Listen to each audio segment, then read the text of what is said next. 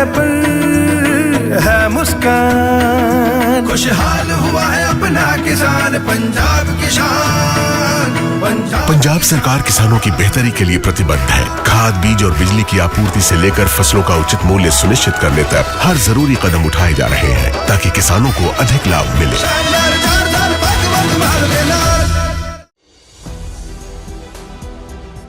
नमस्कार, मैं हूं फिजा और स्वागत है आप सभी का 4 PM न्यूज में। दोस्तों, ईरान और इजराइल के युद्ध के बीच ईरान ने होर्मुज़ स्ट्रेट बंद करके कई देशों को संकट में डाल दिया है। ईंधन की कमी ने सभी के ऊपर मुसीबत ला दी है। पेट्रोल पहले ही महंगा हो चुका है और ब्रिटेन में घरेलू हीटिंग बिल का बढ़ना भी लगभग तय है।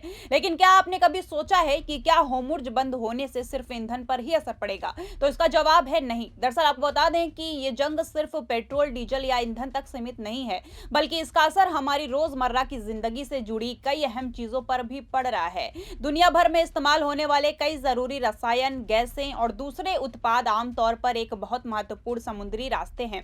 होर्मुज़ जलडमरू मध्य से होकर आते हैं। ये रास्ता अंतर्राष्ट्रीय व्यापार के लिए बेहद अहम माना जाता है, क्योंकि इसके जरिए अलग अलग देशों के बीच बड़ी मात्रा में सामान की आवाजाही होती रहती है। लेकिन अब इस जंग की वजह से इस रास्ते पर जहाजों का आना जाना काफी कम हो गया है। पहले जहां हर दिन 100 से ज्यादा बड़े जहाज इस जलडमरू से गुजरते थे, अब उनकी संख्या घटकर सिर्फ कुछ ही रह गई है। सुरक्षा चिंताओं और बढ़ने लगी है। खतरे के कारण कई शिपिंग कंपनियां इस रास्ते से गुजरने से बच रही हैं या फिर अपने रूट बदल रही हैं, और इसका सीधा असर सप्लाई चेन पर पड़ रहा है। जब सामान समय पर एक जगह से दूसरी जगह नहीं पहुंच पाता तो उसकी कमी होने लगती है। इसी वजह से कई चीजों की कीमतें बढ़ सकती है। इसमें खाने पीने का सामान, इलेक्ट्रॉनिक चीजें जैसे स्मार्टफोन और दवाइयां भी शामिल है। आसान शब्दों में समझे तो अगर ये स्थिति लंबे समय तक बनी रहती है तो आम लोगों को रोजमर्रा की जिंदगी महंगी मिल सकती है या कुछ चीजें आसानी से उपलब्ध नहीं होगी। यानी ये जंग सिर्फ उन देशों तक सीमित नहीं है जहां ये हो रही है, बल्कि इसका असर पूरी दुनिया और आम लोगों की जेब पर भी पड़ सकता है। दोस्तों, आपको बता दें कि तेल और गैस से कई तरह के पेट्रोलियम्स बनते हैं और खाड़ी देशों में इन्हें बड़े पैमाने पर तैयार करके दूसरे देशों में भेजा जाता है। इन पेट्रोलियम्स में सबसे जरूरी चीज होती है खाद, यानी कि फर्टिलाइजर, जो खेती के लिए बेहद अहम होते हैं। बिना खाद के अच्छी फसल उगाना मुश्किल हो जाता है, इसलिए ये पूरी दुनिया की कृषि व्यवस्था की एक मजबूत कड़ी है। संयुक्त राष्ट्र के मुताबिक दुनिया में इस्तेमाल होने वाली लगभग 1/3 खाद जैसे यूरिया, पोटाश, अमोनिया और फास्फेट आमतौर पर होर्मुज़ जलडमरू मध्य के रास्ते ही अलग अलग देशों तक पहुंचती है। यानी ये समुद्री रास्ता सिर्फ तेल के लिए नहीं, बल्कि खेती से जुड़ी चीजों के लिए भी बहुत जरूरी है। लेकिन अब इस संघर्ष के कारण इस रास्ते से खाद और उससे जुड़े उत्पादों की सप्लाई लगभग रुक गई है।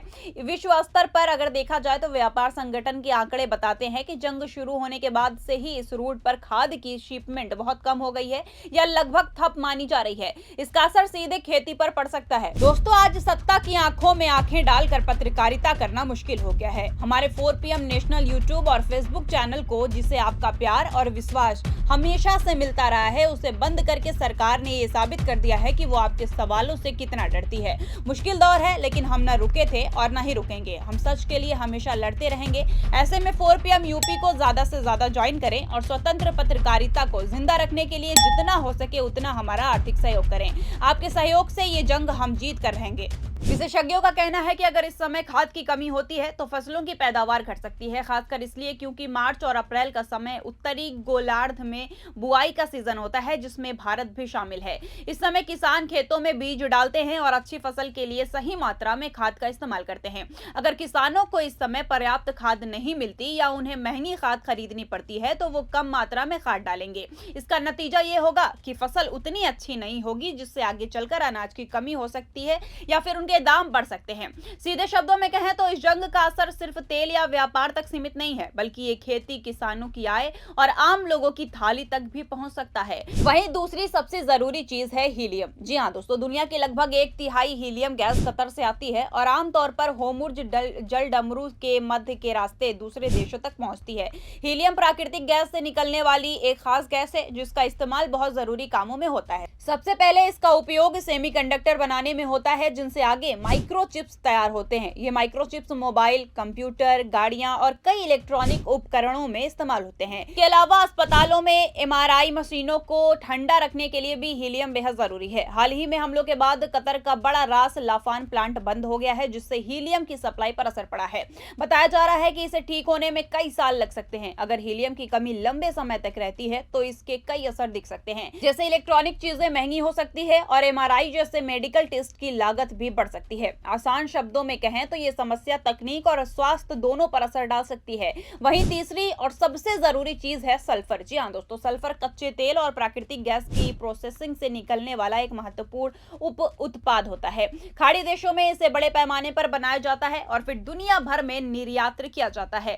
आमतौर पर दुनिया के समुद्री सल्फर व्यापार का करीब आधा हिस्सा होर्मुज जलडमरू मध्य के रास्ते ही गुजरता है, इसलिए ये रास्ता इसके लिए बेहद अहम है। सल्फर का सबसे ज्यादा इस्तेमाल खेती में खाद बनाने के लिए होता है, जिससे फसलों की पैदावार बहुत अच्छी होती है। इसके अलावा इसका इस्तेमाल उद्योगों में भी होता है। सल्फर से सल्फ्यूरिक एसिड बनाया जाता है, जो तांबा, कोबाल्ट और निकल जैसी धातुओं को प्रोसेस करने में काम आता है। यही धातुएं आगे चलकर बैटरी बनाने में इस्तेमाल होती है। ये बैटरियां मोबाइल, लैपटॉप, घरेलू उपकरणों, इलेक्ट्रिक गाड़ियां और यहां तक कि ड्रोन जैसे सैन्य उपकरणों में भी लगती है। अगर सल्फर की सप्लाई में रुकावट आती है तो इन सभी चीजों के उत्पादन पर असर पड़ेगा।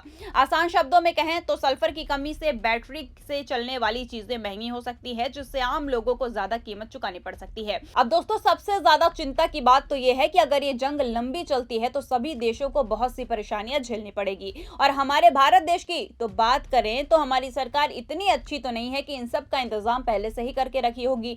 जिस सरकार के पास सिलेंडर और पेट्रोल पर्याप्त नहीं हो सकती तो उसके पास ये सारी चीजें कहां से आएंगी। फिलहाल के लिए इस खबर में बस इतना ही। मिलते हैं अब आपसे अगली बड़ी खबर के साथ। अगर आपको वीडियो पसंद आई हो तो लाइक और शेयर जरूर करें, और अब तक आपने अगर हमारे चैनल को सब्सक्राइब नहीं किया है तो प्लीज कर लें। ऐसी तमाम बड़ी खबरों को जानने के लिए बने रहिए और देखते रहिए 4PM न्यूज नेटवर्क। धन्यवाद।